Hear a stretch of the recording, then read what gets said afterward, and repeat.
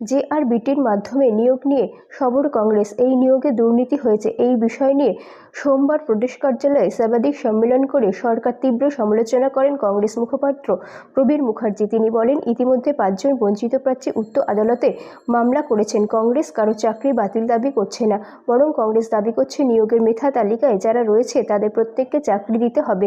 নিয়োগ নিয়ে তদন্ত দাবি করে প্রবীর চক্রবর্তী রাজ্য সরকারের ওপর অনাস্থা রেখে নিয়োগ কাণ্ড বিচার বিভাগীয় তদন্ত দাবি করেছেন। তার মতে, বিচার বিভাগীয় তদন্ত হলে আসল চিত্র উঠে আসবে। সম্প্রতি মুখ্যমন্ত্রীর চাকরির অফার বিলি নিয়ে উষ্মা প্রকাশ করে প্রবীর চক্রবর্তী বলেন,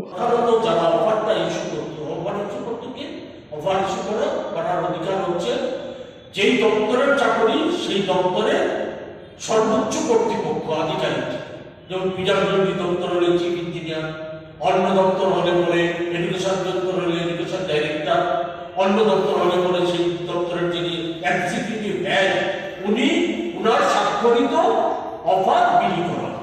অফার বিলি কারা বিলি করতো? হয় পোস্টম্যান, না হয় ক্লাস 4 সে অফার বিলি করতো। কিন্তু আমরা এই জায়গায় কি দেখছি আজকে আমরা দেখছি এই অফার বিলি করছে মুখ্যমন্ত্রী থেকে শুরু করে মন্ত্রিসভার সদস্যরা এক একজন।